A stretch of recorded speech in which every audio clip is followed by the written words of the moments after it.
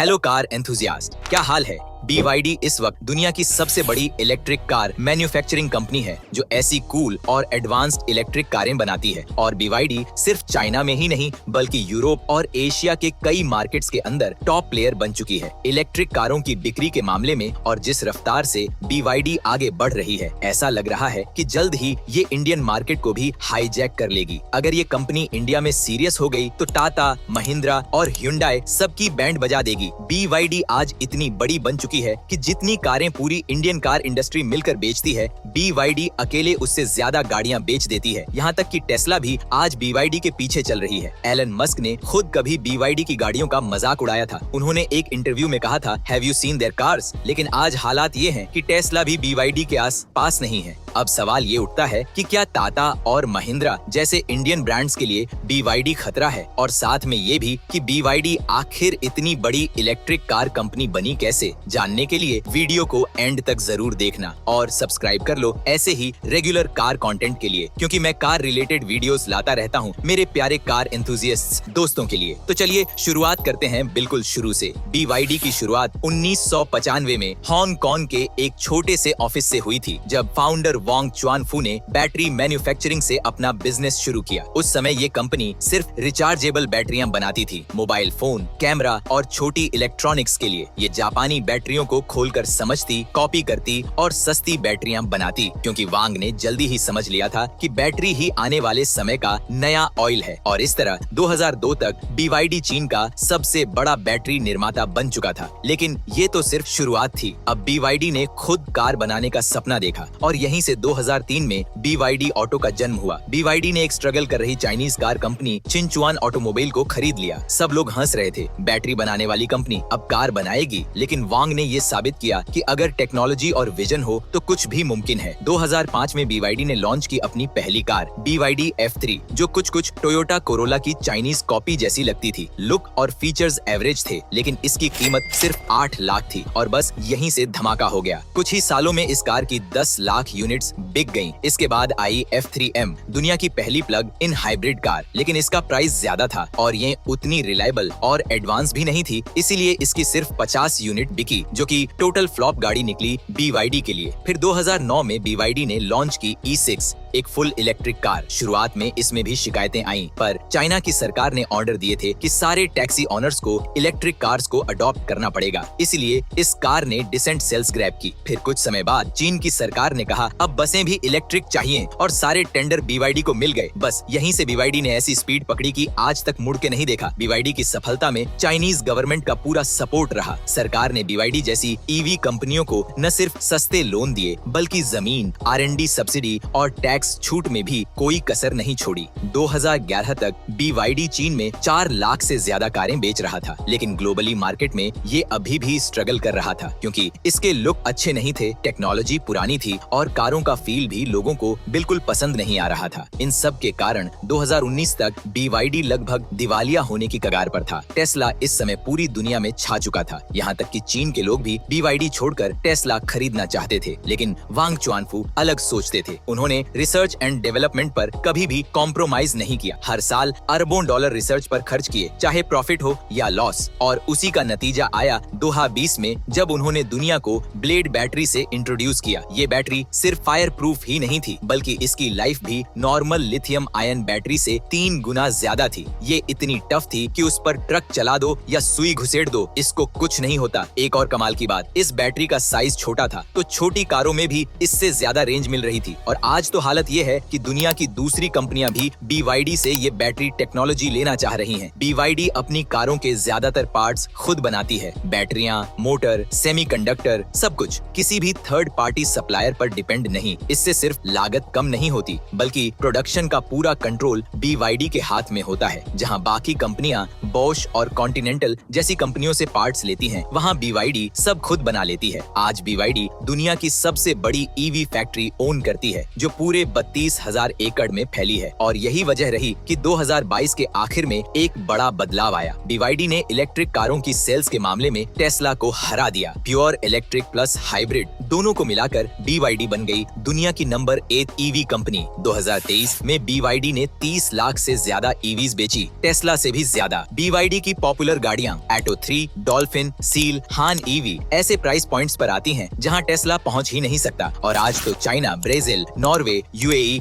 Thailand हर जगह BYD की गाड़ियां धूम मचा रही हैं। अब बात करते हैं BYD की भारत में एंट्री की। BYD ने भारत में एंट्री ली 2007 में इलेक्ट्रिक बसेस और कमर्शियल व्हीकल्स के जरिए। फिर 2021 में उन्होंने प्राइवेट पैसेंजर कार मार्केट में कदम रखा एटो 3 और E6 जैसी इलेक्ट्रिक कारों के साथ। आज BYD की एक मैन्युफैक्चरिंग यूनिट तमिलनाडु में है जहां हर साल 10,000 यूनिट्स बन सकती हैं। उन्होंने अपना डीलर नेटवर्क भी दिल्ली, मुंबई, बैंगलोर, हैदराबाद जैसे शहरों में बढ़ाना शुरू कर दिया है। फिलहाल BYD इंडिया में सिर्फ कारों का इंपोर्ट करती है और इसी वजह से इंपोर्ट ड्यूटी के कारण इनकी गाड़ियां काफी महंगी पड़ती हैं। 2023 में उन्होंने भारत में अपना प्लांट लगाने की परमिशन मांगी थी, लेकिन सरकार ने मना कर दिया। अब 2025 में BYD ने साफ कहा है कि वो इंडिया में किसी लोकल मैन्युफैक्चरिंग पार्टनर को ढूंढ रही है और जल्द ही प्लांट लगाने की कोशिश करेगी। अगर ऐसा हो गया तो बाकी EV कंपनियों की नींद उड़ जाएगी। अब आते हैं असली सवाल पर, क्या BYD इंडिया में भी EV मार्केट पर राज करेगी और क्या टाटा और महिंद्रा को वाकई टेंशन लेनी चाहिए? देखिए, इंडिया का ऑटो मार्केट काफी कॉस्ट सेंसिटिव है और वैल्यू फॉर मनी ड्रिवन है। अगर कोई कंपनी कम दाम में शानदार EV फीचर्स दे रही है तो मार्केट उसी की तरफ झुकेगा। BYD के पास सस्ती बैटरी, बेहतरीन एफिशिएंसी